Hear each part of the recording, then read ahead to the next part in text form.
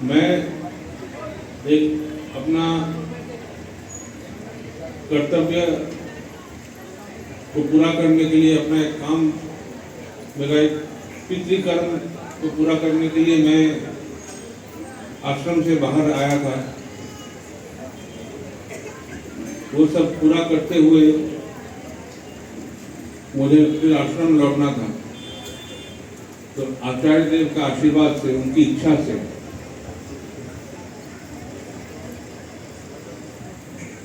उनकी इच्छा,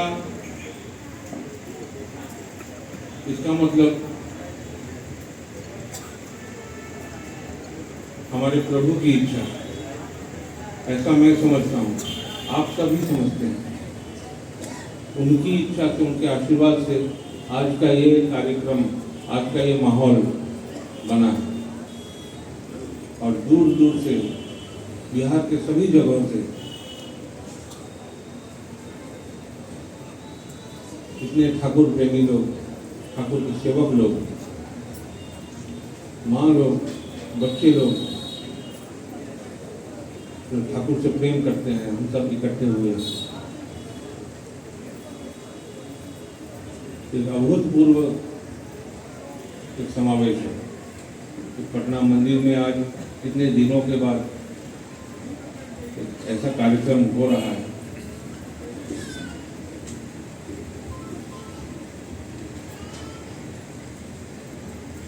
हमारा जीवन ऐसा ही है।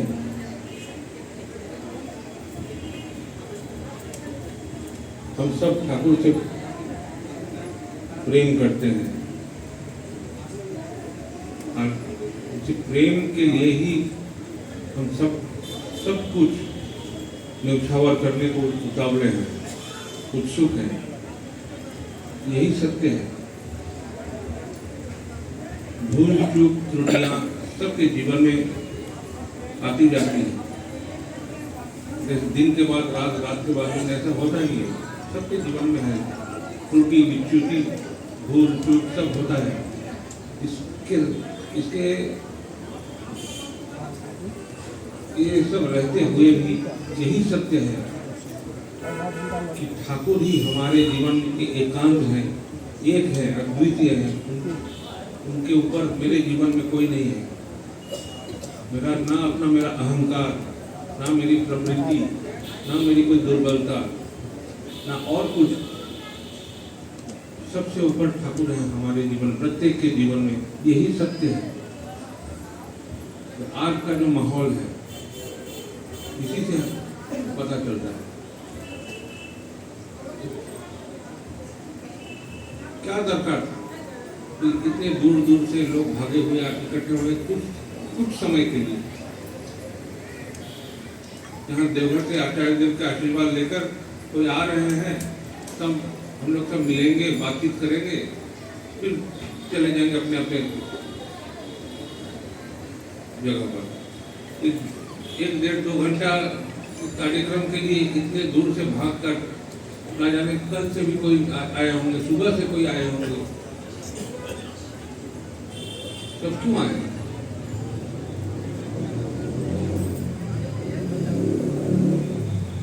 ठाकुर का स्पर्श अनुभव करने के लिए अपने जीवन में।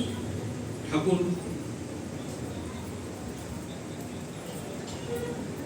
को कैसे और भी तीव्र रूप से अनुभव किया जाए, और भी तीव्र रूप से कैसे उनसे प्रेम किया जाए, इसी के लिए हम सब इकट्ठे होते हैं। बार बार एक दूसरे से मिलते हैं, एक दूसरे का बोध, चिंतन, सोच, भाव सब ग्रहण करते हैं, आहरण करते हैं और अपने आप को समृद्ध करके प्रभु के सेवा में लग जाते हैं। और प्रभु की सेवा मतलब अपना जीवन का हर एक पल, हर एक मुहूर्त, हर एक कर्म जिसमें हम लगे हुए हैं, वही प्रभु की सेवा है। तो जो घर संसार करते हैं वही प्रभु की सेवा है। जो नौकरी चाकरी करते हैं, जो बिजनेस करते हैं, जो खेती बाड़ी करते हैं, जो रसोई करते हैं, जो पढ़ाई करते हैं, सब प्रभु की सेवा के लिए ही है। ऐसा ही मानकर हम चलने के लिए हम प्रेरणा लाभ करते हैं, इसीलिए हम सब मिलते हैं। गीता वाणी का एक शब्द है, बोधयंत परस्परम। एक दूसरे से मिलकर, परस्पर से मिलकर और भी हमारी बोध, हमारी चेतना और भी बढ़ती है, तीव्र होती है, मजबूत होती है।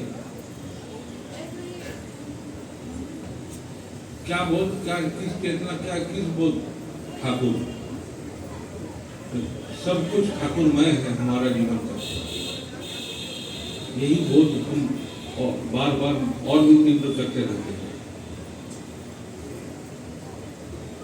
जीवन का एक ही उद्देश्य है, ठाकुर को उपभोग कीजिए। ठाकुर ही आनंद है।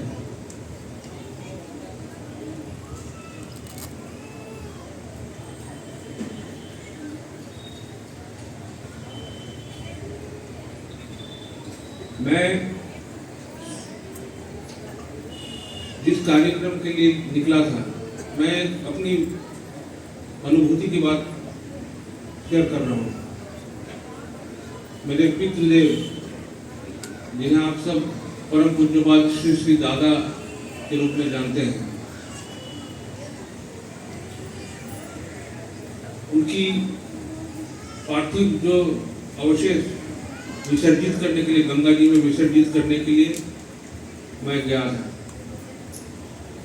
तो जहाँ जहाँ मैं गया, हरिद्वार में पहुंचा, फिर बाबा की बहुत इच्छा थी नैमिषारण्य में जाने का, वहाँ भी जाके गोमती तट पर पहुंचा, फिर प्रयाग त्रिवेणी में आए। जहाँ जहाँ गया वहाँ एक ठाकुर का माहौल बन गया। एक ठाकुरमय, पूरे परिवेश ठाकुरमय हो गया। कैसे संभव है कि मुझे लगा कि बाबा का जीवन से हमें जो प्रेरणा मिली है, उनका जो देन है हमारे जीवन में ठाकुर का अनुभव करने के लिए, कि उनकी जो शेष अवशेष जो है वो विसर्जित करने के लिए, वो जो शरीर का जो शेष है वो भी सबको मिला दिया है, जोड़ दिया है, ठाकुरमय कर दिया है। उनके जीवन में सब कुछ ठाकुरमय था, सब ठाकुर से जुड़े हुए थे। जितने संबंध, संपर्क जो भी, सब ठाकुर से जुड़ा हुआ। ठाकुर का प्रेम ही वो सब बांटते गए, और इसी के फलस्वरूप उनका जो अवशेष जो विसर्जित करने का जो अवसर, उस समय भी वो ठाकुरमय ही एक परिवेश का रचना हुई। तो मैं उसी शुभ कार्य के सिलसिले में गुजरता हुआ आज पटना आया, तो वही बात वही है।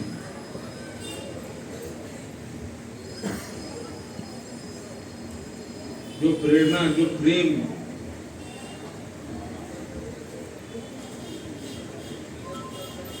हमें प्राप्त हुई है, उसे समझिए। जो मिलती रही है बार बार, अभी भी वो जारी है, जारी रहेगी, अव्याहत रहेगी। ठाकुर चिर अतंद्र है। ठाकुर का कृपा, ठाकुर की दया, ठाकुर का रक्षण अनंत असीम है। युगों से, सदियों से चलता ही जाएगा, नदी की धारा जैसे बहता ही जाएगा। उसमें डूबिए, डूब मारिए।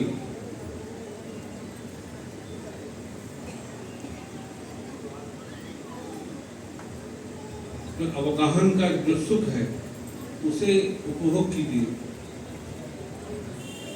यही हमारा जीवन है। और प्रेम के लिए, तो ठाकुर से जो प्रेम, ठाकुर से जो हम जुड़े हुए हैं, इसमें कोई संदेह नहीं है। इस भावना से सब कोई अवगत है, सब कोई ये अनुभव करते हैं। इसके लिए जो करना उचित है, वो जोड़ को मजबूत रखने के लिए और तीव्र करने के लिए, उसके लिए जो कार्य हमें करना है उस पर हमें लगना ही है, हर हाल में।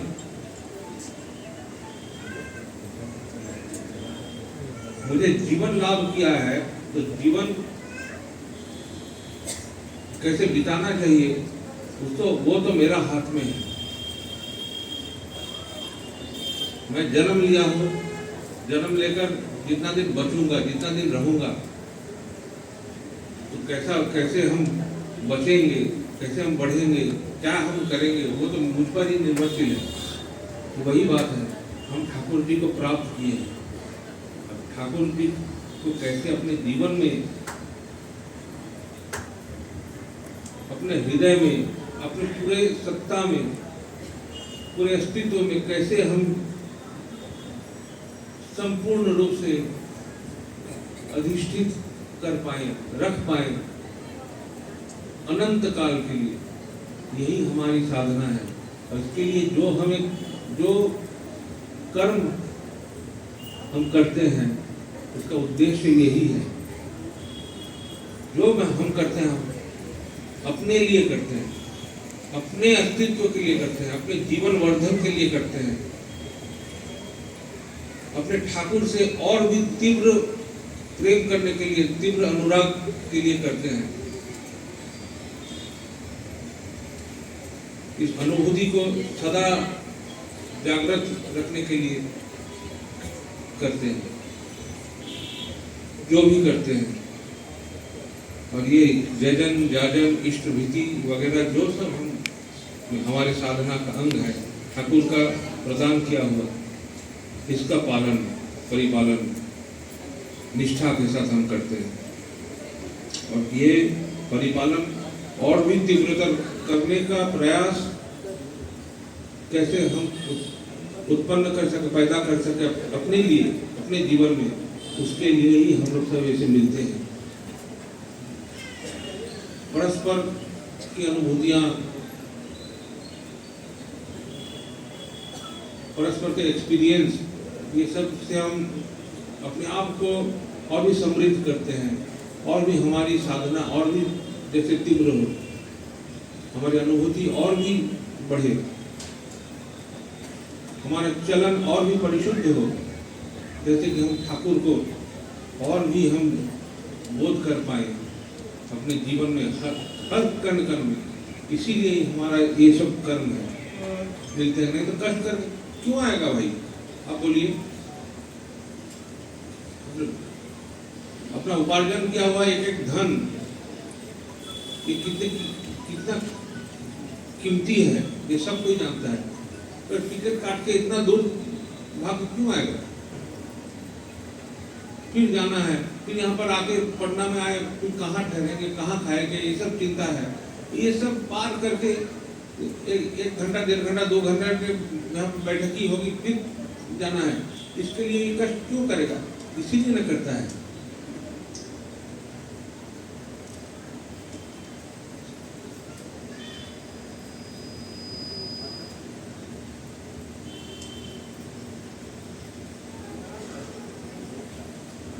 देखिए हमारे सामने मिसाल एक खड़े बैठे हैं, 90+ नारायण दास, एवरग्रीन यंग।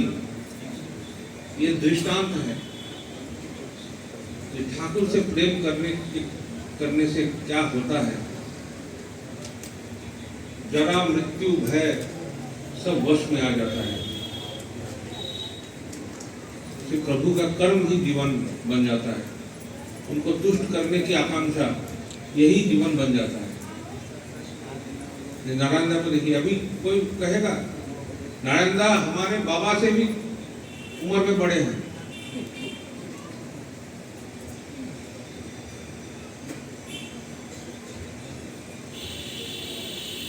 तो यही तो हम एक दूसरे से अनुप्रेरणा लाभ करते हैं, ऐसे करके।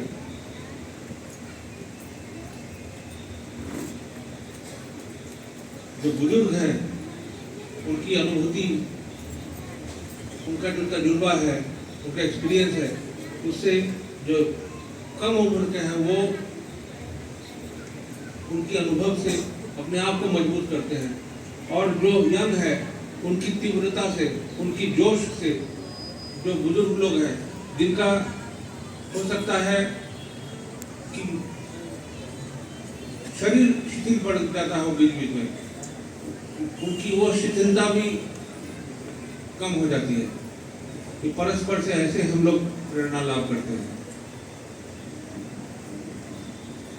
नारायण दास का अभी जो उम्र है तो घर में लेटे रहने का उम्र है, और देखिए सबसे आगे बैठे हैं।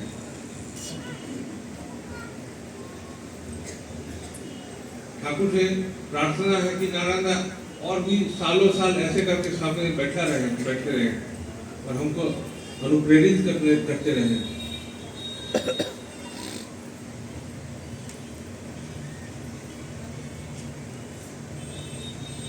प्रत्येक जो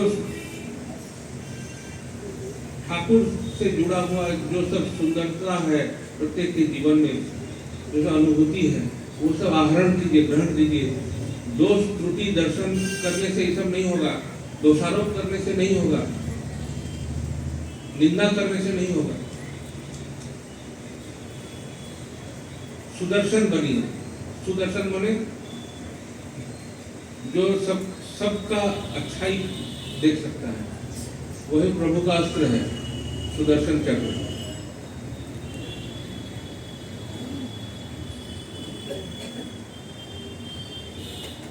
और जो कार्यभार हम सब पर प्रभु की आशीर्वाद है, प्रभु का आशीर्वाद है, ठाकुर का आशीर्वाद है, ये कर्म हमें करना है। कि किसी भी हाल में इसको निष्पन्न करते हुए चलना है हमें, किसी भी हाल में। उससे कोई छुटकारा किसी का नहीं हो सकता है। जो ठाकुर से प्रेम करते हैं उससे कोई छुटकारा, कर्म से छुटकारा नहीं हो सकता है। बैठकर हम गप करेंगे, ज्ञान बांटेंगे और कर्म करेगा दूसरा कोई, ऐसा नहीं होता। पहल करना पड़ेगा, जो कहता है उसे पहल करना है। सबका जिम्मेदार अपने आप को सोचना पड़ेगा कि मैं जिम्मेदार हूँ, मुझे करना है, और कोई ना करे वो नहीं जानता, मुझे करना है। मेरे आचरण का अनुप्रेरणा से सब अनुप्रेरित हो सकते हैं, तो सब एक साथ चल सकते हैं। लेकिन कोई ना चले तो मैं अकेला ही हूँ, ऐसे करके सोचिए। इसके लिए वो नहीं हुआ, उसके लिए ये नहीं हुआ, ये सब बहाना बच्चों की बात है। हम लोग सब जानते हैं, समझते हैं, करते भी हैं। करते नहीं ऐसी बात ही नहीं है। एक दूसरे को लेकर ही चलते हैं, एक दूसरे का सहारा बनते ही चलते हैं। लेकिन जितना हद तक हमें चलना चाहिए, जैसा करना चाहिए, ठाकुर का जो स्टैंडर्ड, हम अपने स्टैंडर्ड से चलने से नहीं होगा। ठाकुर ने जो स्टैंडर्ड तय कर दिया हमारे लिए, वहां तक पहुंचना पड़ेगा। वही साधना है, वो करना पड़ेगा।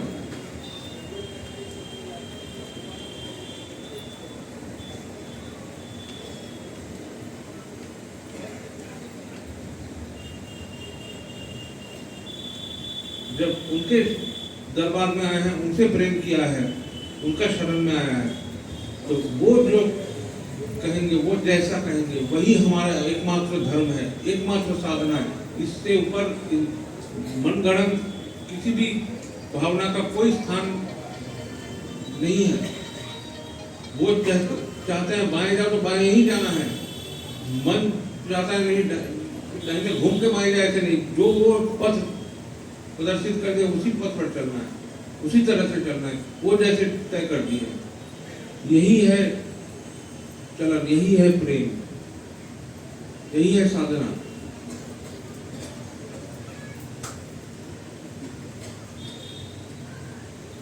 हमारा जीवन दरअसल एक फौजी का जीवन जैसा ही है, कमांड पर चलना,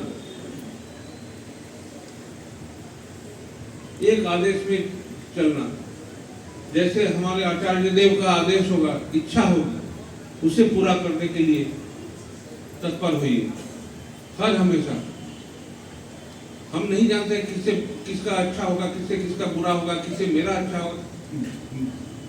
मैं आज रात को क्या खाऊंगा वही मुझे पता नहीं, तो मैं दूसरों की बात क्या सोचूंगा, किससे क्या अच्छा होगा मैं क्या जानूंगा।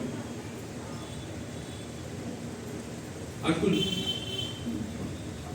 कल सुबह कितना बजे हम यहाँ से आश्रम के लिए निकलेंगे हमें कभी पता नहीं, तो हमें इतना ही छोटा मोटा चीज जानकारी नहीं है, तो हम दूर के बाद कैसे सोचेंगे।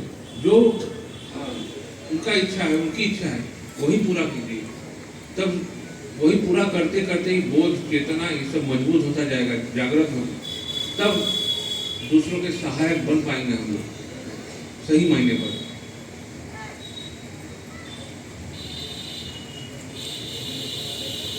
जहाँ पर जितने केंद्र मंदिर वगैरह ये सब बनता है, जैसे उसे चलना चाहिए ठाकुर के स्टैंडर्ड के अनुसार।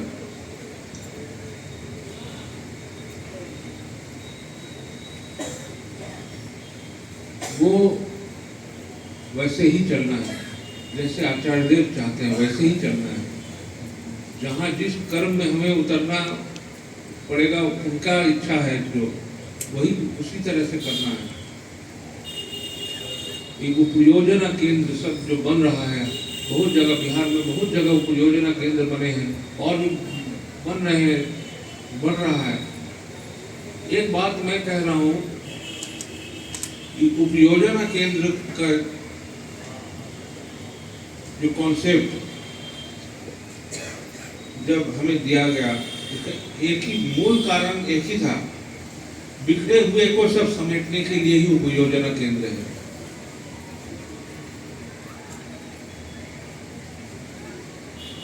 उपयोजना केंद्र मतलब एक अंचल के लोगों का इष्टमिति का जमा करने में आसानी होगी, इसलिए एक दिन चेयर टेबल बिछाया और इष्टमिति ग्रहण किया, लॉट बना के फिलांथ्रोपी भेज दिया, इसके लिए उपयोजना केंद्र नहीं है। एक उपयोजना केंद्र जब बनता है, जहाँ बनता है एरिया छोटा हो जाता है, उस छोटे एरिया में कितने दीक्षित लोग हैं, सत्संगी कितने हैं दीक्षा लिए हुए, उसको ढूंढ के निकालना असंभव नहीं होता है। इनमें कितने लोग सक्रिय हैं, कितने लोग निष्क्रिय हैं, ये भी ढूंढ पाना असंभव नहीं होता है। और जो सक्रिय हैं वो और भी सक्रिय हो उठे, जो निष्क्रिय हैं वो भी हमारी प्रेरणा से, हमारी जागरण की तरह उद्बुद्ध होकर वो भी सक्रिय हो उठे, सब एकजुट हो जाए। जो बिखरे हुए हैं, जो ठाकुर को ग्रहण करके भी ठीक से चल नहीं पा रहे हैं किसी भी कारण, उनको अभ्यस्त बनाना, एक दूसरे के बल पर परस्पर को और भी मजबूत बनाना। हम जब किसी के पास जाते हैं, उनको उद्बुद्ध करने का, प्रेरणा देने का कोशिश करते हैं, ठाकुर जी के बात बोलते हैं, जागरण करते हैं, तो मुझे भी प्रेरणा मिलती है, मुझे भी सोचना पड़ता है। और सोचना मतलब अपने कर्म के अनुसार मेरी सोच उत्पन्न होती है, तो क्रियाशील होना पड़ता है। तो वही प्रेरणा की सृष्टि करती है। तो उसी के बल पर वो भी प्रेरित होता है, वो भी क्रियाशील होता है, एक्टिव होता है, और मैं भी एक्टिव रहता हूँ। इसी ये उपयोजना केंद्र का जो कार्यक्रम है, ये अगर स्ट्रॉन्ग नहीं किया जाए तो हम लोग क्या करते हैं, हम लोग दीक्षा देते रहते हैं, हजार लाखों दीक्षा होती है, लेकिन एक कटोरा में या गिलास में अगर छेदा हो गया, पानी डालते रहिए तो पूरा होगा, संपूर्ण होगा, नहीं होगा। तो सारे कार्य व्यर्थ करके कोई तो लाभ नहीं।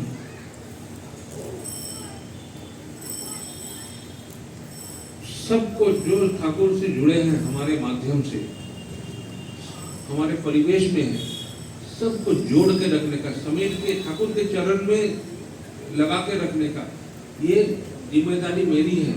ऐसे सोचना है, प्रत्येक को, सिर्फ पंजाधारी कर्मियों के लिए नहीं ये कार्यक्रम, प्रत्येक सत्संगी का ये काम है।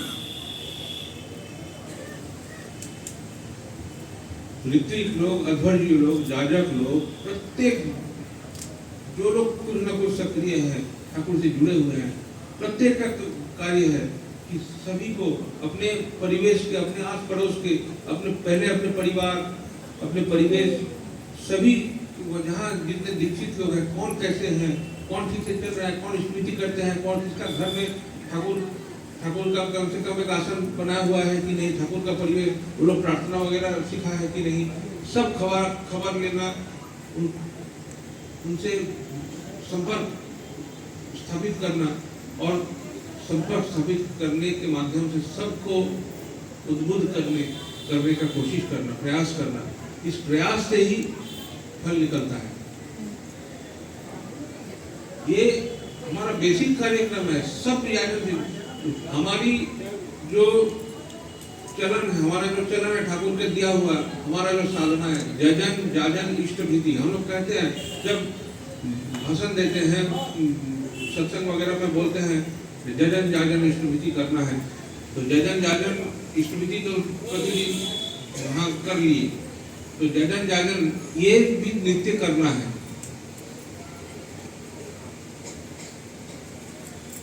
स्वयं नाम ध्यान परायण थोड़ा बहुत 5 मिनट के लिए भी प्रत्येक को होना है। प्रत्येक के लिए ये आवश्यक है, नहीं तो ये कपटता हो जाती है।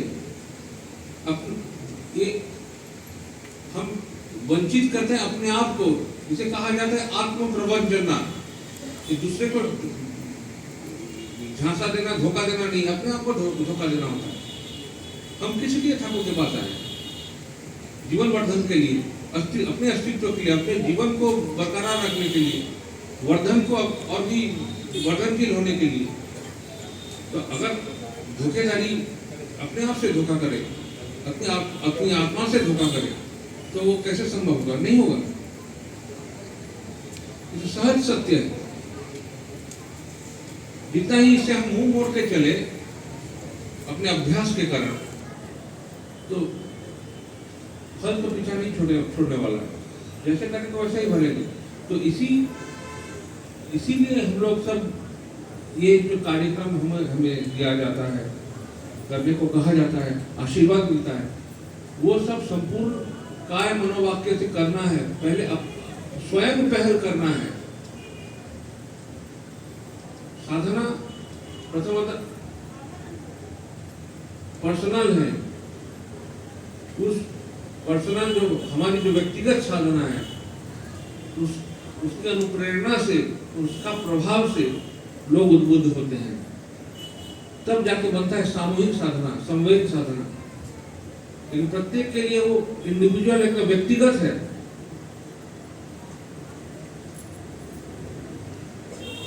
और हम लोग पहले ये सब नहीं आए, इसीलिए हम ये नहीं कर पाए। वो हमको ठीक से सहायता नहीं किए, तो इसलिए ये नहीं हो पाया। तो कुछ ना कुछ बहाना एक बनाते रहते हैं। लेकिन हमारा उद्देश्य क्या है? उद्देश्य जो हमें कर्म दिया गया है उसे पूरा करना उद्देश्य है। बहाना बनाने से वो कर्म तो संपूर्ण नहीं हुआ, तो हम तो उद्देश्य से भटक गए।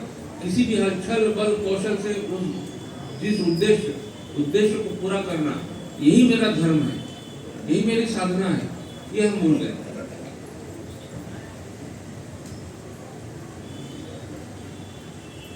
किसी न किसी अहंकार के कारण काहे हम उनको बुलाएंगे, काहे हम उनसे हाथ जोड़ेंगे, काहे हम उनसे विनती करेंगे। अगर उद्देश्य है ये काम की पूर्ति, जिसका पैर पकड़ना है पैर पकड़ो, जिसका हाथ पकड़ना है हाथ पकड़ो, जिसका गर्दन पकड़ना है गर्दन पकड़ो, लेकिन ये काम संपूर्ण करो किसी भी प्रकार। ये तो मेरी अहंकार की प्रतिष्ठा के, मेरी आत्म प्रतिष्ठा के लिए नहीं, ये मेरे प्रभु का आशीर्वाद का कर्म है, ये प्रभु का प्रतिष्ठा की कर्म है। किसी भी हाल में हमें पूरा करना है। ये बोध से हम भटक जाते हैं। फिर सोचने लगते हैं काहे हम छोटा बनेंगे, काहे वो बड़ा बनेगा। ये सब बीच में आ जाता है, अड़चने आ जाती है, तब जाके उलझन पैदा हो जाती है, अपने जीवन में कंफ्यूजन हो जाता है।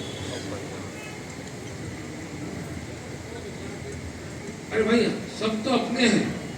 अरे अपनों से अगर कुछ गाली भी खा लिए, कुछ छोटा भी बन गए, तो क्या मेरा अपना भाई अगर बड़ा हो गया, मैं छोटा बन गया, तो उससे क्या आपत्ति हो सकती है? तो सहज सत्य है। जो अपने हैं, अपने सब समय अपने ही होते हैं। तो छोटा बड़ा नहीं होता अपनों। अपनों से सिर्फ प्रेम किया जाता है, उनसे वही सहारा है जिनसे हम देखे हैं, जिनसे मन में आक्रोश है।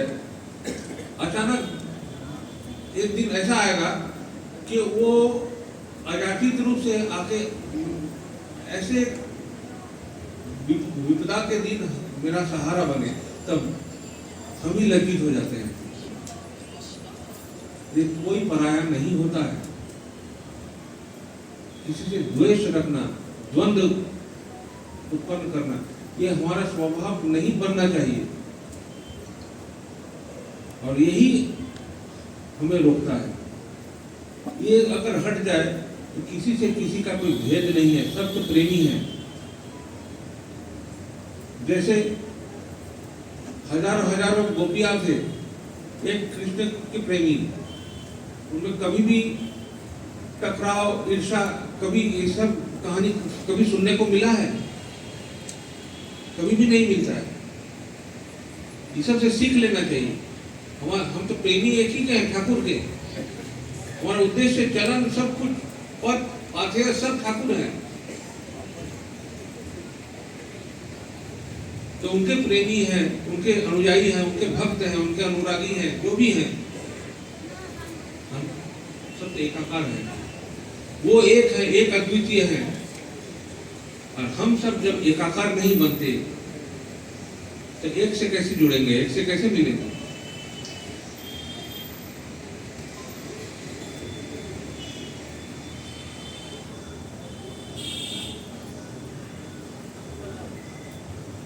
कुछ दिन पहले, एक हफ्ता भर हो रहा होगा, राजूदा, कालीकांता, ये सब और भी आश्रम के कुछ कर्मी लोग पूरा बिहार का दौरा किए।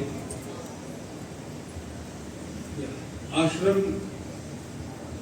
में एक बात भी आता है, देव का आदेश अनुसार हम लोग, इच्छा के अनुसार हम लोग एक ये कर रहे हैं कि केंद्र मंदिर का जो सब सर्वे हो रहा है, कुछ कहाँ पर कितना जमीन है, कहाँ क्या है, नहीं है, एक सबको शायद आप लोग सब जहाँ के केंद्र मंदिर से जुड़े हुए कर्मी लोग हैं, सबको एक कागज मिला होगा, ये इलेक्ट्रिक लाइन किसके नाम पे है, ये जमीन किसके नाम में है, ये फलना, ये सब डिटेल्स, ये सब डिटेल्स अपने लिए भी, उन जगहों के कर्मियों के लिए भी बहुत इम्पोर्टेंट है। जहाँ जहाँ जो सब असंगति है, वो सब नियमानुसार परिवर्तित करने के लिए जो जो कर्तव्य है, वो सब उस पर ढिलाई मत दीजिए। वो तत्पर होकर, जैसे मान लीजिए कोई भी एक केंद्र मंदिर में इलेक्ट्रिक लाइन एक व्यक्तिगत किसी का नाम में है, या कोई जमीन है वो किसी का नाम में है, वहाँ पर केंद्र मंदिर बन गया, वो सब कैसे सत्संग, ठाकुर जी का कार्यक्रम, सत्संग का कार्यक्रम, ये सब जैसे होना चाहिए, जैसे होने का नियम है, उस नियम के अनुसार, नियम ही हमें नियंत्रित रखता है, उस नियम के दायरे पर हमें चलना है। जब हम सामूहिक जीवन व्यतीत करते हैं तो नियम के दायरे में हमें रहना ही पड़ेगा। तो नियम से हमारा संयम उत्पन्न होता है, नियंत्रित रहते हैं हम। और नियम क्या है? तो नियम तो प्रभु का दिया हुआ, हमारे ठाकुर का दिया हुआ नियम है, ठाकुर का इच्छा अनुसार, आचार्य देव के आदेश अनुसार, आशीर्वाद अनुसार, ये सब नियम, ये सब इससे क्या होगा, ये क्यों करेंगे, ये सब प्रश्न, और ये मैं नहीं करूँगा, वो करेगा, वो क्यों करेगा, मैं क्यों नहीं करूँगा, ये सब तू मैं इसमें नहीं आनी चाहिए। और इसको स्पष्ट रूप से, एकदम सुंदर रूप से, जैसे सुचारू रूप से जैसे होना आवश्यक है वैसे कीजिए। ये उपयोजना केंद्र कार्यक्रम, जैसे मैंने बताया, उपयोजना केंद्र कार्यक्रम मजबूत कीजिए। जो सब ये मेरा भतीजा अविन, वो अपने संगी साथियों को लेकर फिलैंथ्रोपी में एक शाखा खोला है। वहाँ पर सब दीक्षा पत्र, सब जो सब हम लोग दीक्षा देके कर्मी लोग जमा करते हैं, वो सब एंट्री, डेटा एंट्री हो रहा है। तो खोज के सब जो लोग दीक्षा लिए हुए हैं, जिनका नाम दीक्षा पत्र में है, किनके द्वारा दीक्षित है, किनके माध्यम से, सब एकदम डिटेल एक कंप्यूटर में सब ये कर रहा है। और उसका छानबीन के लिए कहाँ कौन है नहीं है, सब ये सब जगहों पर लोगों को बताया जा रहा है, दायित्व दिया जा रहा है। वो हमारे बहुत सारे यंग जनरेशन के लड़के हैं, लड़के सिर्फ नहीं लड़कियां भी हैं, जो सब इस सब में तत्पर है, माहिर है। इस सब कार्यक्रम में सबको लगना चाहिए। इसे अपना जीवन ही एकदम आनंदमय होता जाएगा और भी माने ठाकुर के कार्य में और भी तीव्रता बढ़ेगी, अभी बोध चेतना और भी मजबूत होता जाएगा। प्रत्येक को लगना चाहिए कि किसी एरिया का किसी को दायित्व दिया गया, वहाँ के सब यंग जनरेशन को आप काम में लगाइए, सब गांव में भेजिए, कहाँ कौन दीक्षा लिया है, सब उसका सब छानबीन करके सब एकदम जैसे जैसे करना उचित है, वहाँ से कहा जाता है उसके अनुसार जो करना, ये करना हमारे लिए इम्पोर्टेंट है।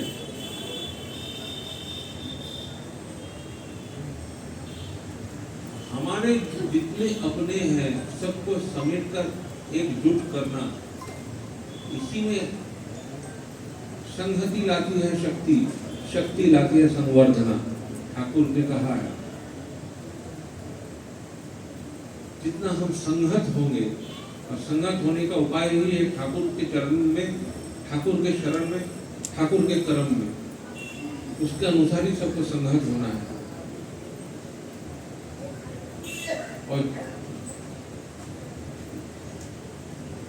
और जितने काल कर्म के जाल है वो सब छिन्न करने का भी यही एक उपाय है।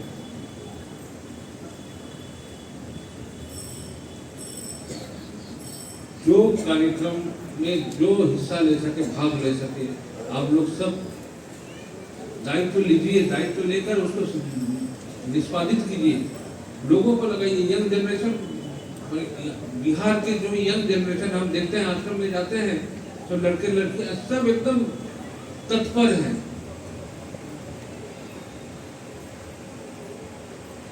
सेकंड जनरेशन, थर्ड जनरेशन सब लड़के लड़कियां हैं, ये लोग काम में लगाइए।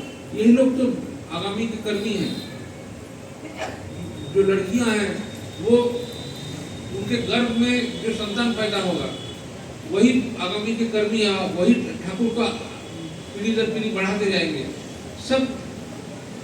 सबको इस पर ध्यान केंद्रित कराइए, कर्म में केंद्रित कराइए। ध्यान मतलब इस कर्म में सबको लगाइए, ठाकुर में सबका जीवन हो।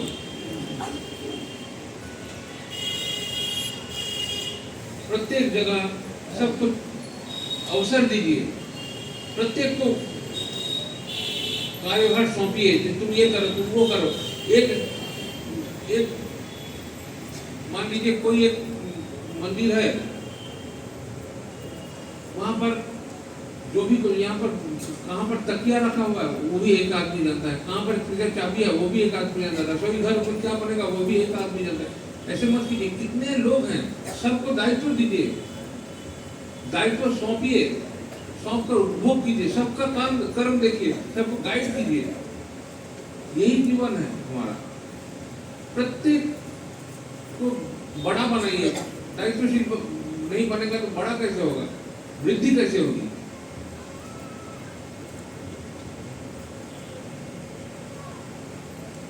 प्रत्येक केंद्र में, मंदिर में जो सब कार्यक्रम चलता है प्रत्येक को बांटिए। कर्मी लोग जो दीक्षा देते हैं वो लोग का काम है सिर्फ लोगों को ठाकुर से जोड़ के रखने का और ठाकुर का नाम वितरण करने का।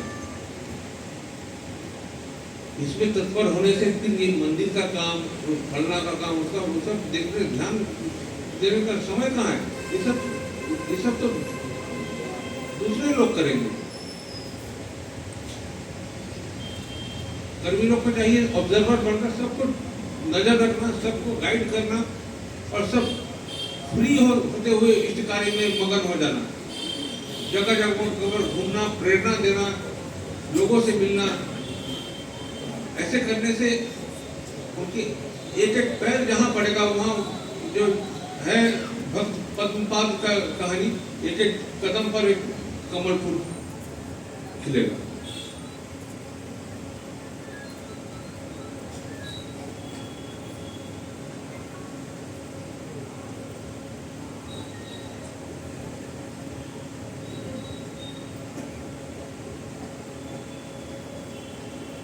प्रत्येक, मैं सब दादा लोग से कह रहा हूँ, माँ लोग से कह रहा हूँ, सभी से कह रहा हूँ, प्रत्येक का ही कार्यभार है। प्रत्येक का ठाकुर जब मेरा अपना व्यक्तिगत है, मेरा ठाकुर है, तो ठाकुर का जो कार्य है वो मेरा है, इसमें कोई हिस्सेदारी नहीं हो सकता है। जीवन और मरण का कोई हिस्सेदारी नहीं हो सकता है, ये ठाकुर का भी हिस्सेदारी नहीं हो सकता। मैं अकेला ही हूँ, मेरा कर्म के अनुसार मैं वहाँ अकेला ही पहुँचूंगा, वहाँ मुझे संवर्धना मिलेगा उसी प्रकार। और हमारा भाग्य देखिए, हमारा ये जीवन, इस जीवन जो जन्म मिला है, इस जन्म, पिछले कोई जन्म होगा नहीं होगा तो अपना अपना विश्वास बोध के ऊपर निर्भर है। तो ये जन्म जो है हम लोग को जो मिला है, हम लोग जो पाए हैं, ये न भूतो न भविष्यति, ये मानव सभ्यता के इतिहास में, मानवता के इतिहास में ऐसा भाग्यवान कभी कोई हुआ नहीं है।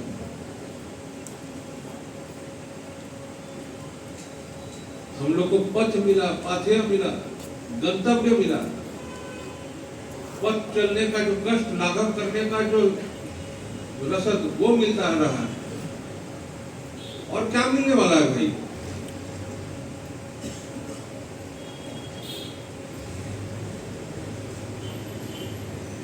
हमारे जीवन का जो उद्देश्य है वो तय है, कैसे जाना है वो तय है, सब कुछ तय है।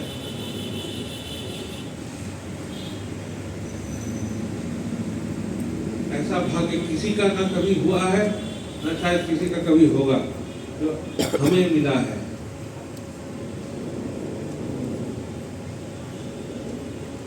हम कहते हैं ठाकुर से हम प्रेम करते हैं, लेकिन ठाकुर का जो प्रेम है उसका कोई तुलना नहीं है।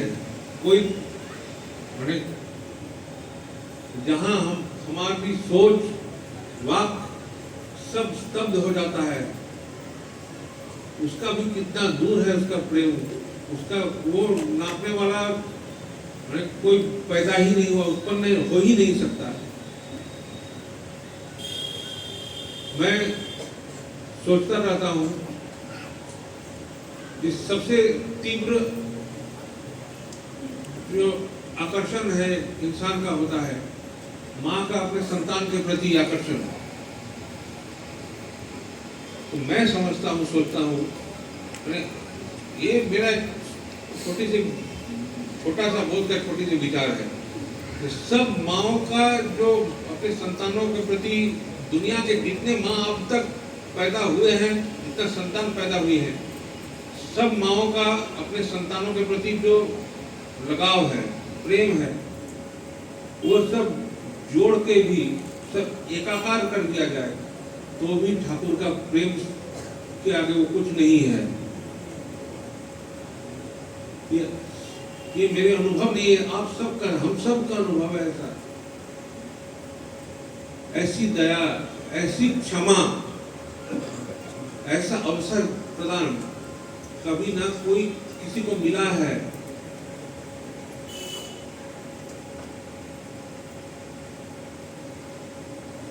और ये अवसर हम लोग कैसे इस्तेमाल करके व्यवहार करेंगे, ये हम पर निर्भर करता है।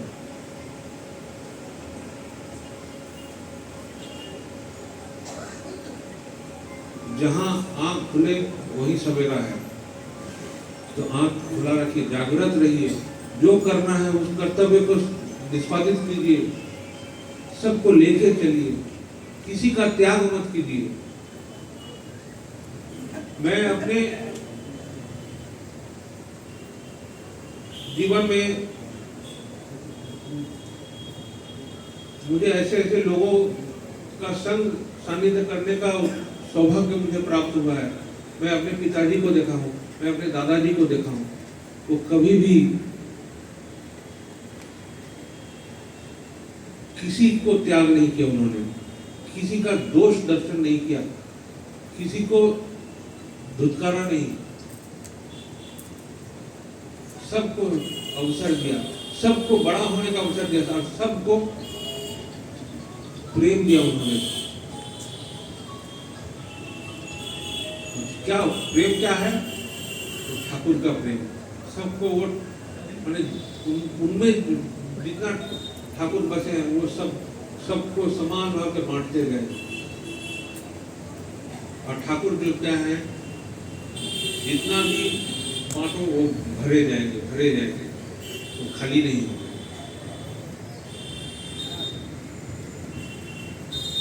तो उनके जीवन का प्रेरणा हमें प्राप्त है।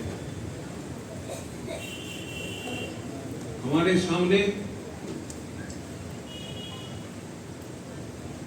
हमारे आचार्य देव, परम पूज्य आचार्य देव हैं, उनका जीवन है, उनका कर्म देखिए, उनकी सबसे जो व्यक्तिगत नाता है, रिश्ता है, और प्रत्येक को व्यक्तिगत रूप से वो किसको कौन कार्य में लगना चाहिए उसके बारे में उनकी जो धारणा है, उनकी जो राय है, उनकी जो विचार है, वो स्पष्ट हमें बताते हैं, हमें पथ दिखाते हैं, अनुप्रेरित करते हैं कि हमारे सामने सब समय मिल रहा है, उपस्थित है सब समय। और क्या चाहिए हमारे जीवन में? ये अवसर अब कहाँ मिलेगा, किसको मिलेगा? ये ठाकुर के चरण छोड़कर और कहीं नहीं मिलेगा।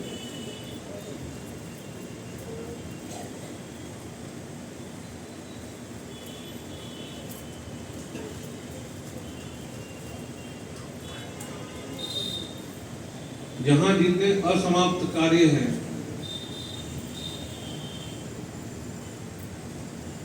हम सभी कर्मियों से, विशेषकर पंजाधारी कर्मी हैं, सब हमारे जितने गुरु भाई हैं, माँ लोग, सभी से मैं कह रहा हूँ, जितने असमाप्त कार्य है, ये 2 साल हम लोग का जीवन एकदम स्तब्ध होकर रह गया था।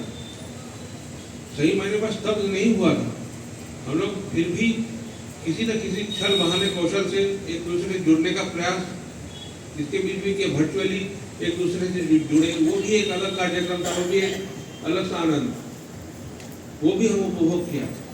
बहुत कुछ खोया लेकिन बहुत कुछ पाया भी ठाकुर का कृपा से, बहुत कुछ देखने को मिला। हमारी एक्सपीरियंस और भी बढ़ा है, हम जीवन का सही रूप कैसा होता है, बिखरा हुआ रूप, सब कुछ देखा, और उसके साथ ठाकुर का दया भी हमने अनुभव किया है, पूरा एकदम भरपूर किया है। ठाकुर कैसे हम लोग को संभाल के रखते हैं अपने गोद में, जिनको जो व्यथा मिला है, वो व्यथा में प्रलेप वो भी ठाकुर की कृपा से हुआ। और जो इस दूर अवस्था में 2 साल के जो कोरोना कालीन दूर अवस्था, जो भय, उसमें जो साथ ठाकुर का मिला है, हमें वो बचा के रखे, जीवन दान किया है उन्होंने, और उसी जीवन को उनके कार्य में लगाइए, पूरे एकदम फुल फ्लेजेड लग जाइए, सबको लगाइए। ये 2 साल से जितने काम बंद पड़े हैं उसको पूरा कीजिए। यहाँ पर केंद्र मंदिर बन रहे हैं, जहाँ पर सब प्लानिंग हुआ है, काम होगा, जो काम करना शेष है उसे पूरा करने में लग जाइए, प्रयासी हुई। और ये 2 साल का काम मेकअप कीजिए। जो भक्त है वो एरियर में ही रखता है, वो जो बाकी काम है वो भी मेकअप करेगा, और जो अभी वर्तमान का काम है वो भी करता रहेगा। ऐसे करके वो एरियर मेकअप करते हुए सब काम एकदम अप टू डेट कर देगा। ऐसा ही होता है, ऐसा ऐसा कीजिए, करने से सब जगह ऐसा ही होगा।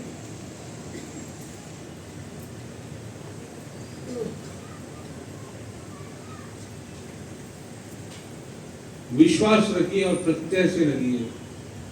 कर्म ही प्राप्ति की जननी है, हम सब जानते हैं, ठाकुर की वाणी है। सोचने से कुछ संपूर्ण नहीं होता, कर्म करना पड़ता है। जो करने से जो मिलना चाहिए वही मिलेगा।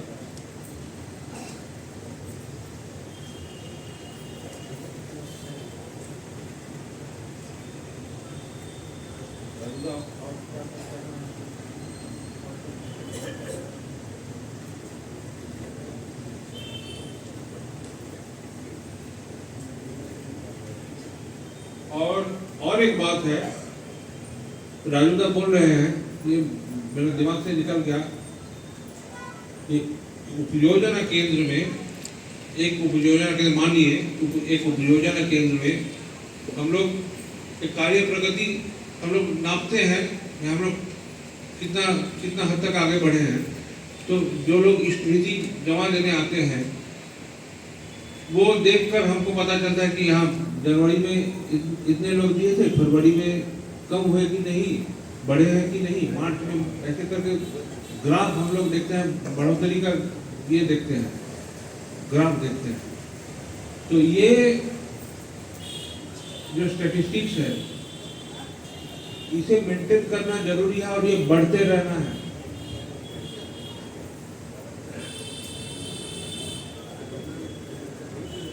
प्रत्येक जगह के उपयोजना केंद्र में जो लोग स्मृति जमा देने आते हैं, जैसे स्कूल कॉलेज में जाने से पहले, पढ़ाई शुरू से पहले जो टीचर हैं, शिक्षक हैं, वो अटेंडेंस रजिस्टर ले आते हैं, सबका अटेंडेंस लेते हैं। ये जो प्रत्येक महीना जो स्मृति जमा देने का डेट आके जमा करते हैं वही अटेंडेंस है। अब तब जाके पता चलेगा कि कौन अटेंड नहीं किया है, मतलब कौन आया नहीं है, कौन स्मृति नहीं किया है, तो उनको परसू किया जाएगा। ऐसे करके प्रत्येक महीने में हम लोग बढ़ रहे हैं या घट रहे हैं, इसका भी हिसाब रखना प्रत्येक उपयोजना केंद्र के लिए अनिवार्य है। इससे हमको पता चलेगा कि हम और भी गहराई से, और भी मजबूती से काम करना है, और भी जोर से काम करना है। ये हिसाब सबको रखना है। और जब भी देवघर जाएं तो वहाँ जैसे राजूदा हैं या और भी बहुत सारे हैं, इनसे बातचीत करें, या स्थानीय जो सब कर्मी परस्पर से बात करें कि और भी कैसे हम आगे बढ़ें। प्रत्येक चीज का हिसाब बड़ी बढ़िया से रखेगा। बेहिसाबी कार्य है शैतान का कार्य, सब हिसाब बराबर रखें, सब एकदम दिमाग में अप टू डेट, और एकदम वही खाता में एकदम अप टू डेट रखें।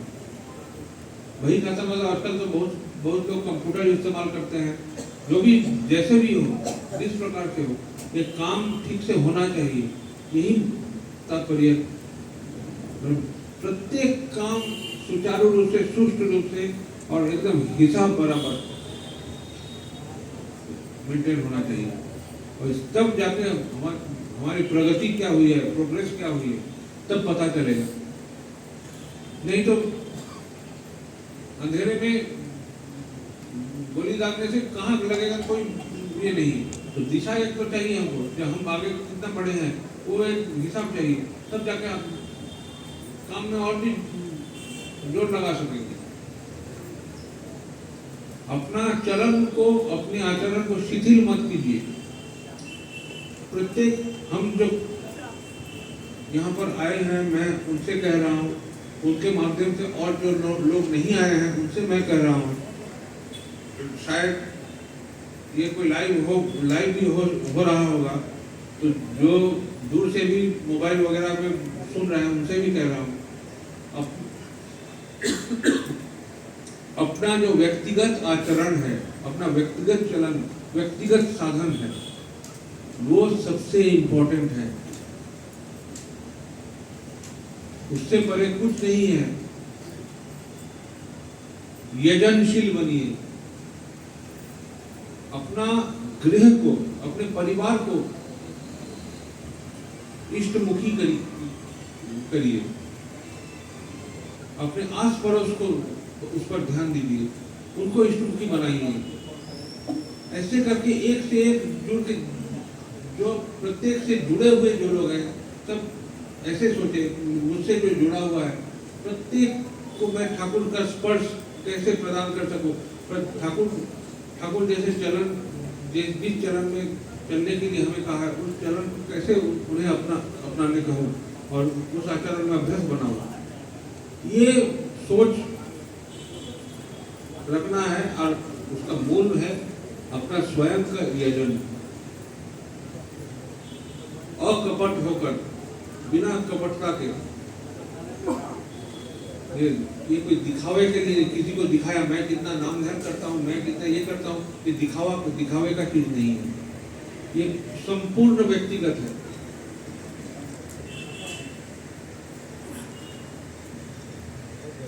मैं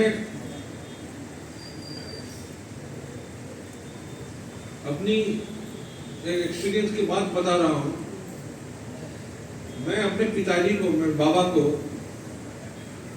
मैंने बहुत बड़े हो जाने के बाद, इसके पहले बचपन से तो एकदम जन्म से उनको एकदम सानिध्य, एकदम निकट से देखता। मैं उनको कभी वो नाम ध्यान कब करते हैं मुझे मालूम नहीं था, लेकिन मैं जानता था वो नाम ध्यान करते हैं। लेकिन कब करते हैं, मैंने उनका समय के अनुसार जो सब करना है ऐसे करते थे। जब वो उनका उम्र थोड़ा बढ़ा तब जाके मुझे मालूम हुआ ये कब नाम ध्यान करके बैठते हैं, क्या करते हैं, क्या नहीं करते। इतनी व्यक्तिगत है ये सब चीज।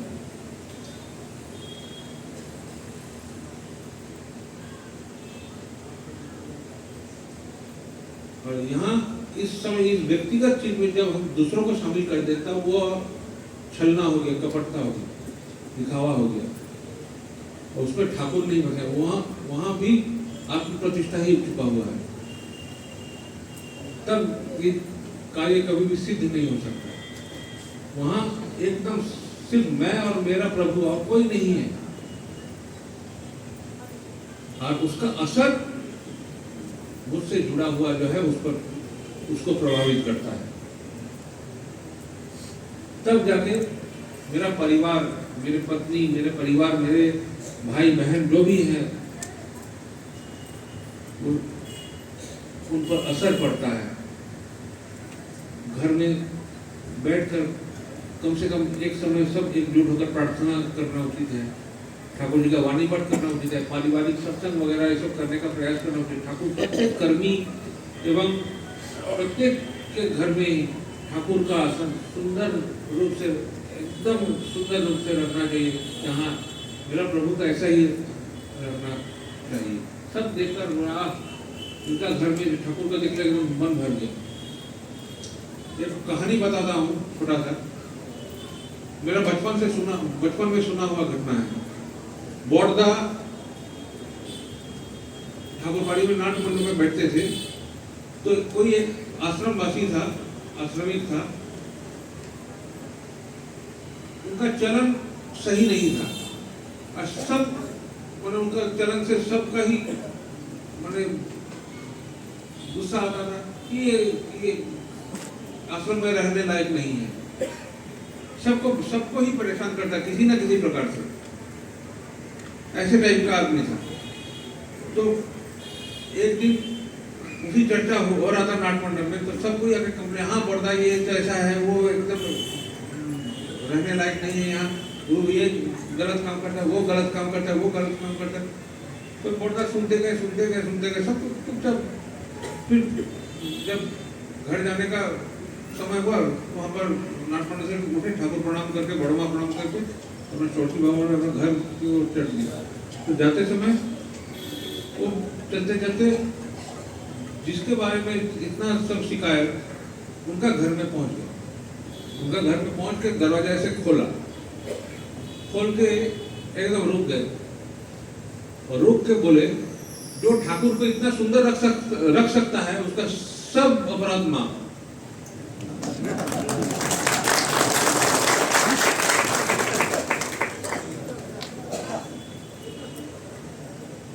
तो ऐसे रखना चाहिए ठाकुर को। ठाकुर को हम जैसे रक्षा करेंगे हमारे चलन में उसका असर पड़ेगा, हमारी जो गलतियां हैं त्रुटियां हैं वो भी चैनलाइज हो जाएगा, नियंत्रित हो जाता है। देखिए पूरा दुनिया उसके अगेंस्ट में चला गया तो बड़ौदा गए, दरवाजा खोल के ठाकुर का आसन देखे इतना मुग्ध हो गए, बोले जो ठाकुर को ऐसे रख सकता है उसका सब अपराध माफ।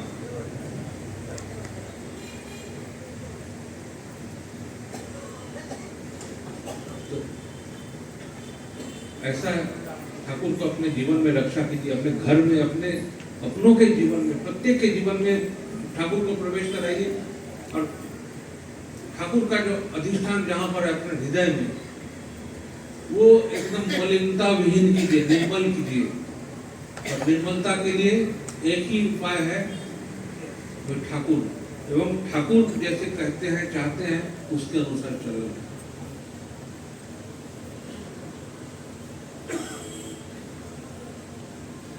और कोई भी अपनी दुर्बलताओं का प्रश्रय देना, कपटता का प्रश्रय देना, ये सब हमें इस चलन का विपरीत है, अंतराय है। इससे हमें विरत रहना ही होगा और तीव्र रूप से अपना दोष दर्शन कीजिए, दूसरों का नहीं। अपना दोष का संशोधन कीजिए, दूसरों का नहीं।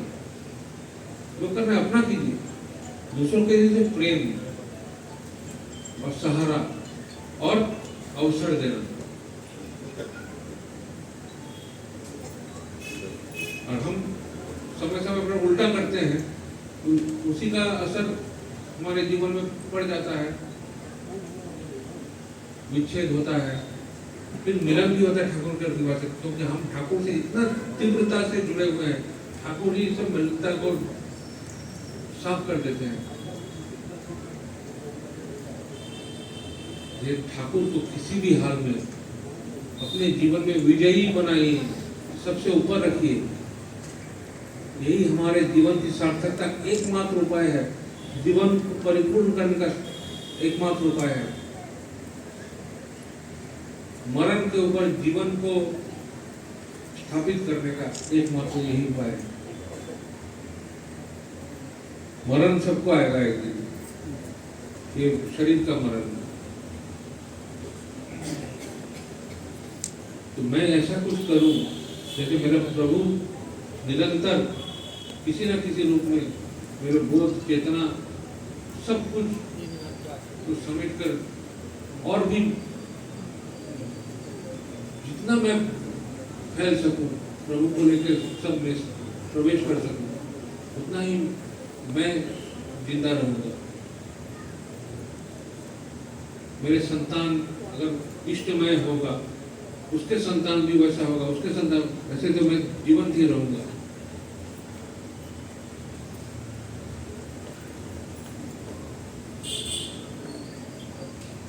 कोई भी चीज कठिन है ऐसे मत समझिए। कुछ कठिन चीज ठाकुर ने हमको नहीं कहा, ऐसा सहज रूप जीवन का कभी किसी को नहीं मिला है। लग जाइए और आनंद उपभोग कीजिए, सबमें आनंदित रहिए, सबको आनंदित कीजिए। सुखी होने का, आनंदित होने का एकमात्र उपाय, सब में सुख बांटिए, सबको सुखी कीजिए, सबको बड़ा कीजिए, सबका बड़ा होने में गर्व अनुभव कीजिए। ईर्ष्या नहीं, अपने आप को भी बड़ा समझिए। मेरा एक कोई भाई IPS बना है, वो बन गया, काहे हम नहीं बन पाए? उनका करोड़ रुपया है, काहे मेरा 5 रुपया है? मेरा कोई भाई का तो करोड़ रुपया है, यही मेरे, तो उसका जेब में मेरा ही पैसा है, ऐसा सोच लीजिए। और अपनापन ऐसा होना चाहिए कि सचमुच उसका जेब में जो करोड़ रुपया है वो मेरा ही होगा।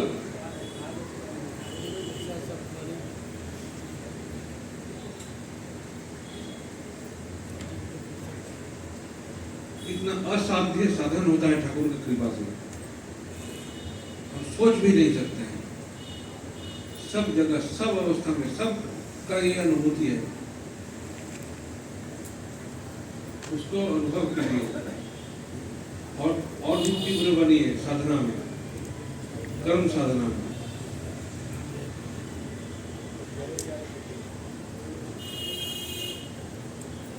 और क्या बोले,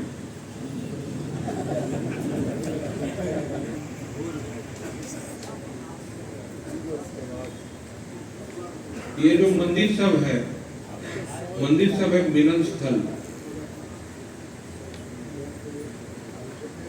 हमारी अपनी चिंतन, सोच, विचार, बोध, चेतना, ठाकुर महता सब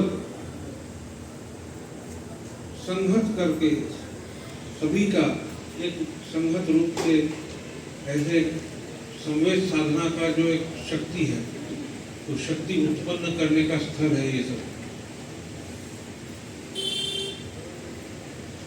और किसी भी कार्य सिद्धि के लिए शक्ति अनिवार्य है। शक्ति के बिना कोई कार्य संभव नहीं है। मैं जो यहाँ से तकिया उठा रहा हूँ, मेरे हाथ का शक्ति है इसीलिए उठा पा रहा हूँ। सभी कार्य के लिए शक्ति चाहिए, और शक्ति जितनी बढ़ेगी उतनी सफलता, उतना हम और भी फैलेंगे। पूरा जगत में प्रभु की नाम, प्रभु की महिमा एकदम पूरा छा जाएगा, तो सब ठाकुरमय हो जाएगा। तभी कुछ सुकून की सांस लेने का अवसर आएगा। नहीं तो चलिए, चलते रहिए, चलना ही जीवन है। सूर्य अगर रुक जाता कहीं पर, पूरा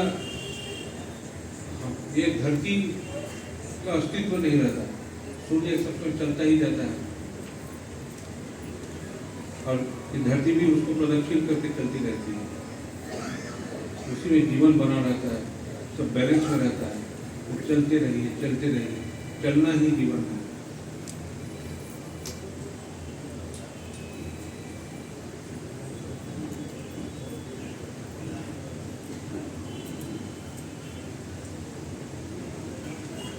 अभी 8 बज गया है। अभी शायद मंदिर में प्रसाद का बंदोबस्त हो सकता है, और बहुत लोग तो मुझे पहले भी कह चुके हैं, उनका गाड़ी का समय है, वो लोग भी लौटेंगे। 8 बज गया, मतलब देर भी हो चुकी है काफी। और कुछ करना है? हाँ, ये फॉर्म, राजूदा, कालिकांदा ये सब जब गए थे, ये जो फॉर्म सबको केंद्र मंदिर वगैरह में सब बांटे थे, ये सब फॉर्म, ये सब जितना जल्दी हो सके, अगर बहुत ही जल्दी है, अगर फॉर्म सब जमा कर दे तो अच्छा है, तो काम में सुविधा होगी, और तब हम लोग दिशा तय कर पाएंगे किसको कैसे हम लोग को क्या करना है। ये फॉर्म सब जितना जल्दी हो सके, ये सब जहाँ जमा करने को कहा गया है वहाँ जमा करें।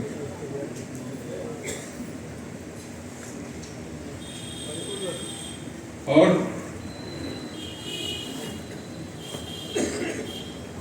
प्रत्येक याजनशील बने, नए लोगों को लाके ठाकुर से जुड़े। ये काम लेकिन जारी रहना चाहिए। दीक्षा का काम रुकना नहीं चाहिए, दीक्षा होनी चाहिए, और जैसे जैसे नियम के अनुसार हमें चलना है, कर्मी लोगों को चलना है।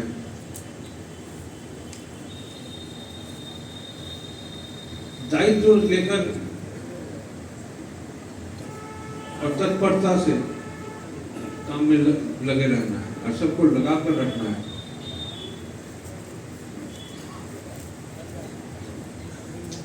जैसे ये अभी फिलैंथ्रोपी में कार्य की सुविधा के लिए हम सब को कहा गया है जो दीक्षा पत्र जो भरा जाए पूरा अंग्रेजी में ही भरा जाए और सभी बोल्ड कैपिटल लेटर में भरा जाए, ये सब ध्यान में रखना है।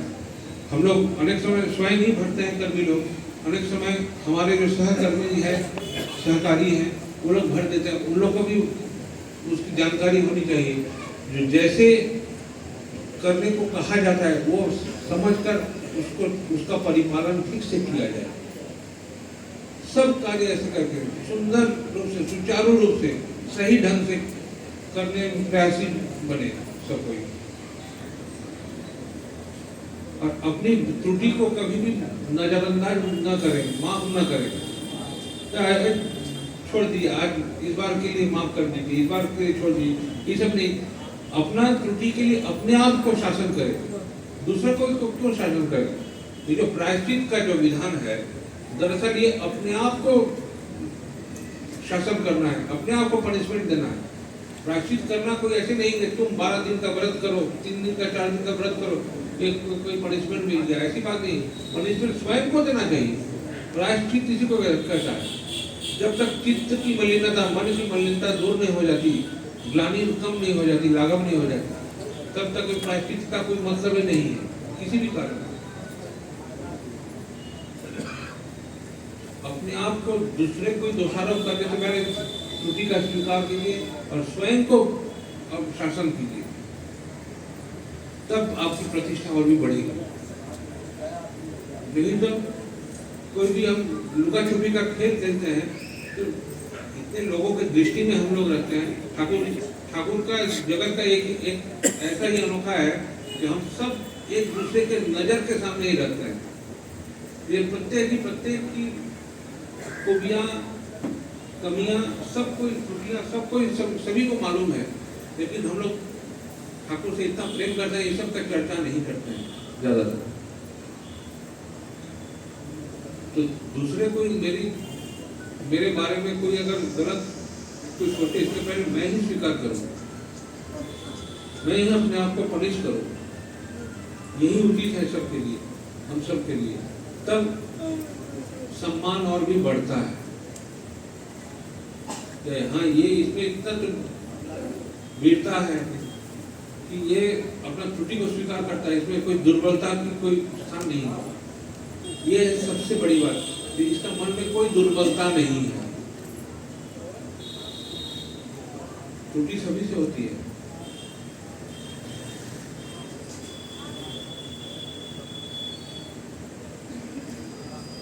मैं काफी देर तक कहते गया, न जाने ये सब बिखरा हुआ बातों से किसी का लाभ होगा या नहीं। आप सब मेरे अपने हैं। मैं कुछ भी कहूँ क्या कहूँगा तो ठाकुर जी का ही बस बिखरा हुआ हो सकता है। जो भी हो, सब अपने बोध बुद्धि विवेचना से जो मैंने कहा उस पर अमल करें, ध्यान दें और उसी के अनुसार करने का प्रयास करें। यही मेरी निवेदन है आप सभी से। और मेरी प्रार्थना है कि ठाकुर की जो आशा है, जो अपेक्षा है हमसे, जो उम्मीदें हैं, वो हम पूरा करें और उसी में जीवन की सार्थकता है। उसमें सभी का मंगल है, पुस्तों का मंगल है। एकदम वंशधारा पीढ़ी दर पीढ़ी इसी मंगल की प्रवाह में हम बहते जाएंगे। इस चलन में चलते रहे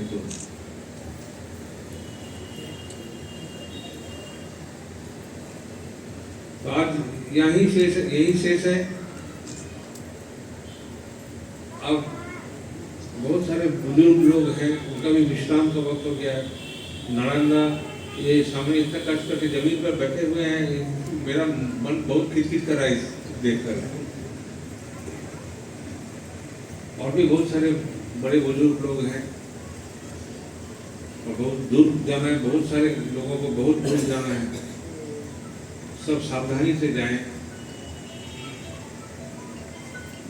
और जो कार्यभार प्रभु का है तो निष्पन्न करें, स्वयं अच्छे रहें, सबको अच्छा रखें, अपने परिवार परिजन आस पड़ोस आपसे जुड़े हुए सभी अच्छे रहें। मैं ठाकुर जी से प्रार्थना करता हूँ आपके द्वारा, आपका स्पर्श से, आप सभी के स्पर्श से सबका मंगल हो, सबके जीवन में ठाकुर का स्पर्श मिले, आपके सबके माध्यम से। तभी है हमारी जीवन की सार्थकता, ये जीवन धारण करने का, ये जीवन लाभ करने का तभी सही मायने में सार्थकता।